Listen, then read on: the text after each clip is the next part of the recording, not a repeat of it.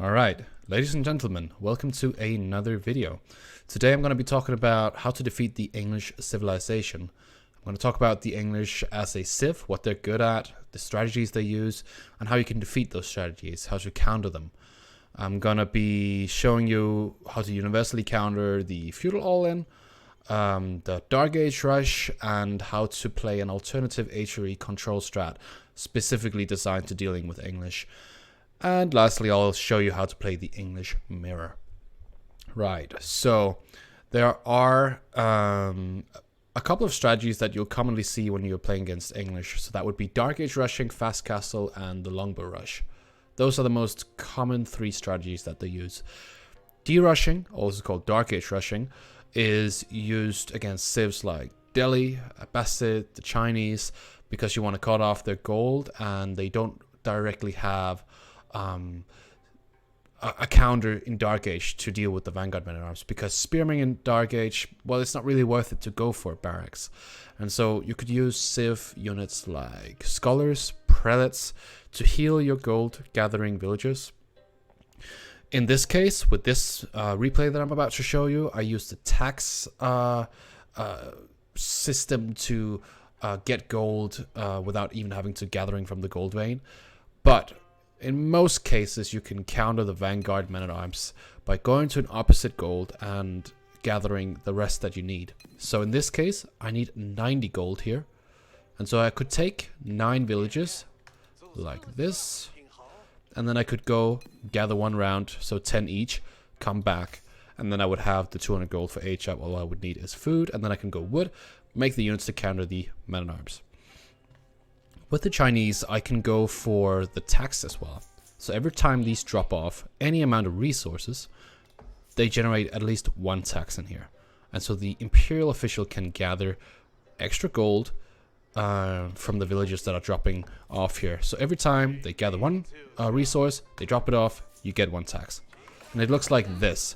It is the constant drop off that generates all the tax. So you can see here, a lot of tax is being generated, and I almost have enough now for an HM.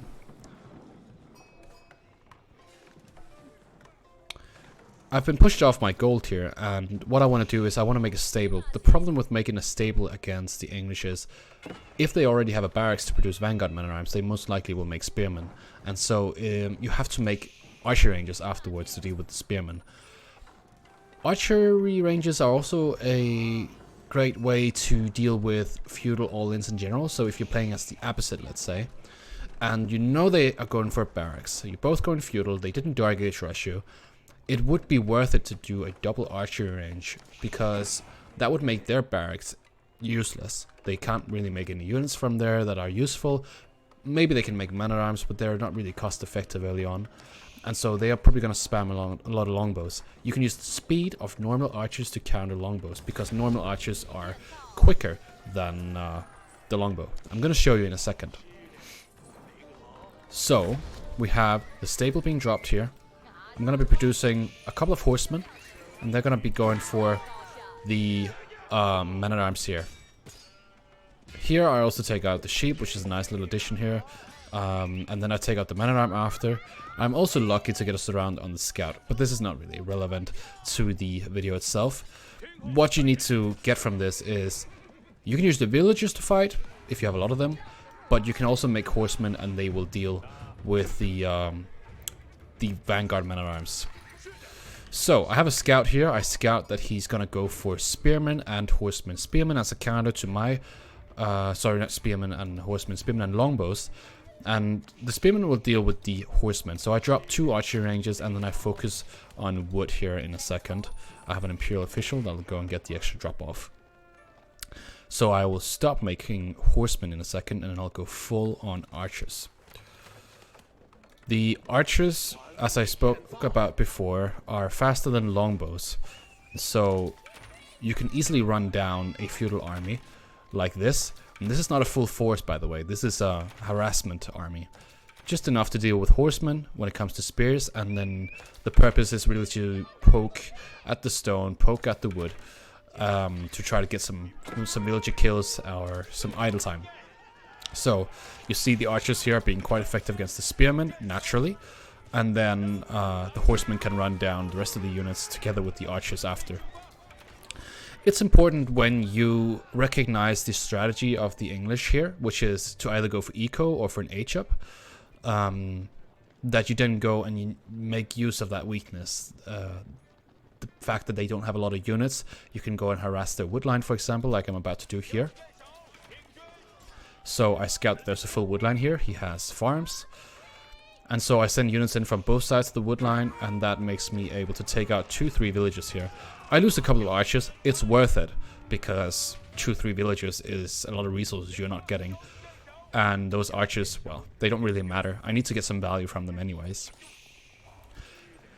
While you have denied different rushes and feudal attacks and so on, you can choose to either go for double TC, or you could go fast castle, send army units in. As the Chinese, I choose to go for 2TC castle build, so I go straight into Nest of Bees together with palace guards and crossbows. I know he has a couple of barracks later on in the game, and so crossbows are a natural pick, palace guards, and then a barracks to get the +2 ranged armor, so you can actually run under the TC. That is one way to deal with English here. So I'm going to show you now how to deal with the English as the HRE. Okay, so when you are versing English as the HRE, what you'll mostly find is they go Dark Age rushing. That's a pretty bad strategy for them, because you can bring your prelate to heal, and so that won't really matter. So most people will probably go for a feudal all in or harass. And so you can really, by scouting properly, predict what they're going to do. And so if you see a fast H-up and a lot of villages on wood, then you can know that they're going to go for something in feudal. Most likely going to be longbows. So I've developed a strategy that deals with that very effectively. Some people will call the strategy a bit of overreactionary, in the sense that you drop 2 barracks and a blacksmith, and then you make men-at-arms, and they're quite expensive, but the HRE economy can fully support that, whilst you can quickly shift strategies to go for a second TC, a fast castle, or just go feudal and actually defeat the enemy with feudal men-at-arms. Here I'm going to show you how to go full men-at-arms and then into regnates. So the goal of the strategy is to quickly establish map control over the English, so you're not locked in a corner, and then deal with the English from there on out. So you start off with 3 on food, 3 on gold, and then 1 food villager will go and build a house over here. You want to build it on the opposite side of the side that you have decided the Aachen Chapel will be put on. We're not going to go for the Meinwerk. We're going to go for the Aachen Chapel, because the buff that it provides is so strong. We're going to put the Aachen Chapel in wood, and the reason we want to do that is because we're going to make a lot of production buildings, and if we can't immediately get map control, we would like to be able to make farms. And the buff with the 40% extra gather rate, I think it is, is just that strong that you can actually farm transition as well. So we have 3 in gold, 3 in food, then we rally food until we can age up. We're going to try to age up at around minute 2 and 20 seconds. Our scout will be getting sheep, and our prelate here will run between the gold villagers and the food villagers. It's very important that the gold villagers are always inspired. Alright, so it's minutes 2:25. I think I drop it here. I drop it 2 tiles out so I can build a farm in the middle here, and use the Aachen Chapel as a drop-off point, so that saves me quite a lot of wood. 50 wood in total. So we drop the Aachen Chapel. We have 3 on food, because if you have a prelate inspiring 3 food villages, let's say sheep, that is enough to support constant villager production, which is usually 4 villages. Then the 3 gold villages stay where they are, 3 villages on Aachen, and then the rest will go on wood. We're going to need a lot of wood because we want to drop a lot of buildings upon age up. So we rally to wood, we build another house, and then we start chopping the wood line when the Aachen Chapel is almost done.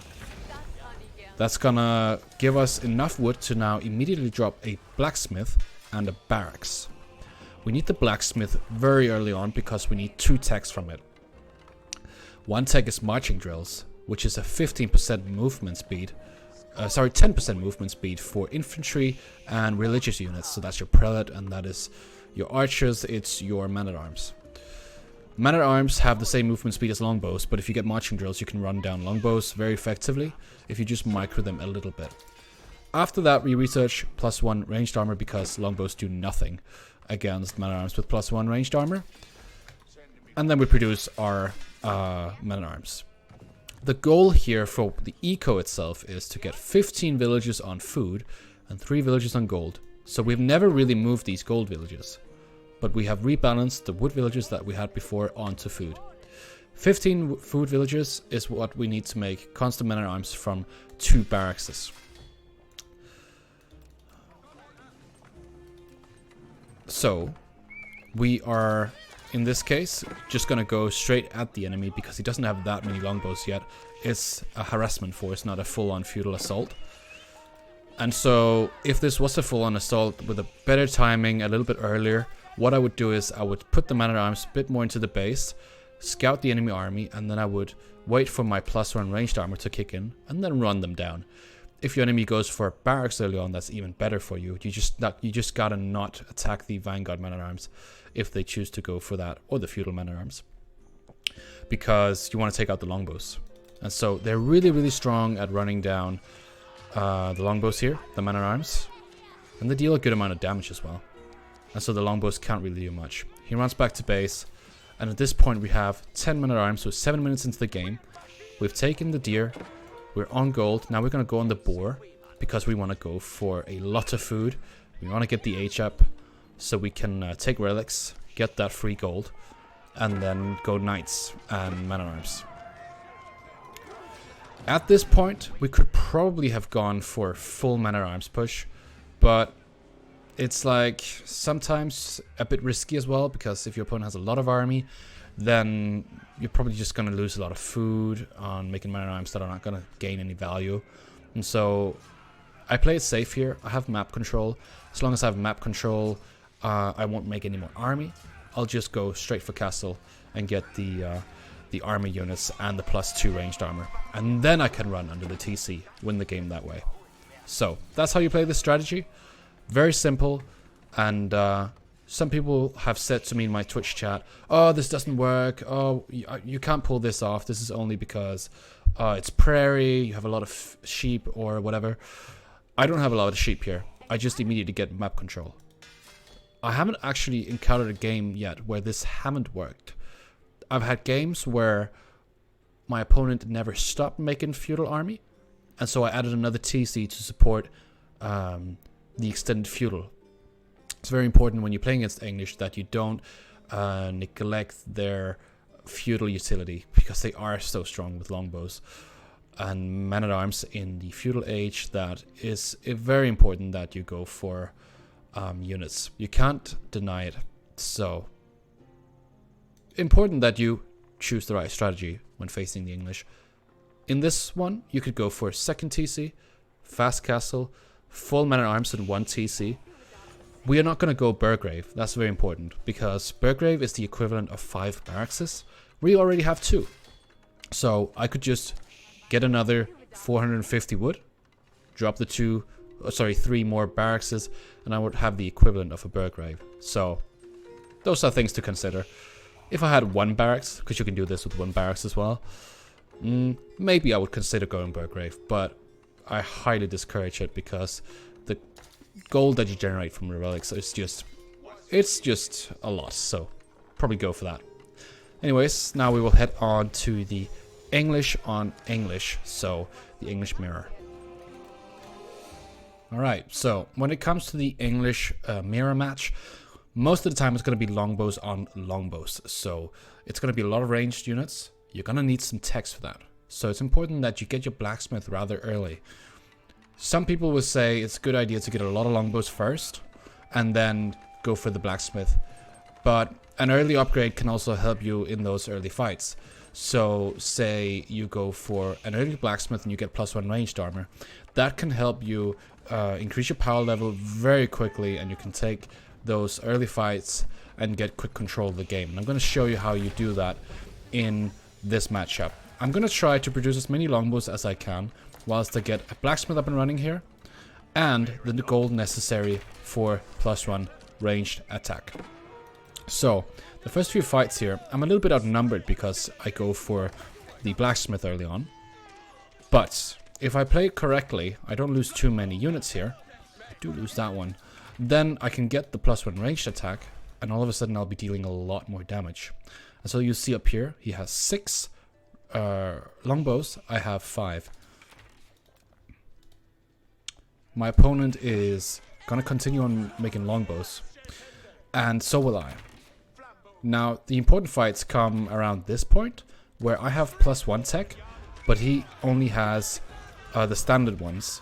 I still take a really good fight here, even though I was outnumbered, and now all of a sudden I had a really good advantage. That is the first part of the English mirror. You want to win that longbow fight, whether you do it with a blacksmith or not. You can do it without. As I said, it's about getting the mass up and running and winning those first fights. When you're defending against longbows, let's say you lost that first fight, you go back, it can be a good idea to get a tower up on your wood line, because that will yield you the necessary bonus, that is networks of castle. That's really good for defending, where you get 15% increase to attack speed, and later on in Castle Age, networks of citadels, I think it's 30% attack speed. I might be wrong on that. So the general strategy is you want to try to take out some villagers. At least try to idle your opponent.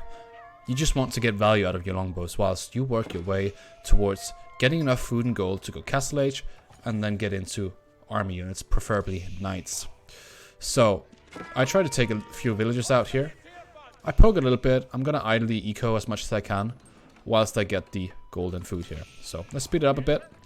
I'm gonna drop 4 or 5 stables when I've aged up. And momentum here is really the most important part of the English mirror, because if you get armor out quickly and you get a good enough mass, then you can deal with a longbow mass like this. He's pushing on my base. It's a bit of a problem that I don't have enough longbows to deal with this, but if I can get the gold for it and the food, which I can, then I can get the necessary amount of knights out. It's important that you get the +2 ranged armor as well, because your opponent's going to have +1 attack at least at this point. And so they'll move on to +2 attack. It's always very important when you play against English in general to get +1 ranged armor. Raid as much as you can with the first few knights, but don't lose too many of them. Try to see if you can hit them, and even out the will difference that might be there. Make as many knights as you can, and then in the end push with a keep. See if you can't lock the game in that way. Don't be afraid when you're playing as English versus English to go out on these outside resources. I've collected a whole boar, a whole deer camp here, and I'm actually on my opponent's deer camp. Because he didn't scout this, I can still apply as much pressure as I want to and take his resources in the meantime. Later on I could have gone for his boar down here. I'm also on this deer, and I'm gonna be building farms later on. So whereas English farms are really good, they do require a lot of wood to set up, whereas 1 mill here is enough to get all the food of a deer camp. Now the knight mass is getting really big. He's trying to build a white tower. With a bit of micro here, I actually take this fight. And he has a few spears, but the power level of the knights is already too strong. You can go man-at-arms in this case as well and get all the armor, and they can sit happily under your enemy's TC. But that is also a choice that you can make. I would not go man-at-arms if my opponent is also going to go castle, because they don't scale very well. Knights are a bit more expensive, but they last through the entire game. And it's not a unit that is, well, losing value as the game goes on, whereas men-at-arms do. And so you finish the game like this. Keep. There you go. It's the same with the Chinese game before. Drop a keep, lock the game in this way, build some siege. The keeps from English can build rams and other siege units as well. So just start spamming rams here, whilst you have the eco locked down, take out the landmarks, win the game that way. So yeah, that is how you deal with the English mirror. And I think that's going to be it for this video. If you have any questions about dealing with English in general, specific scenarios, feel free to ask in the comments, and I'll do my best to answer your questions there. And yeah, lastly, check out the description. There will be a build order for the HRE build order, so a transcription of that, and then there will be the Twitch link and a link to the production calculator, so you can use that to get an overview of how many villages you need on each resource to make certain units. It's really a good tool for balancing eco and just getting a good feel for that. So yeah, I hope you enjoyed the video, and see you later. Have a good one.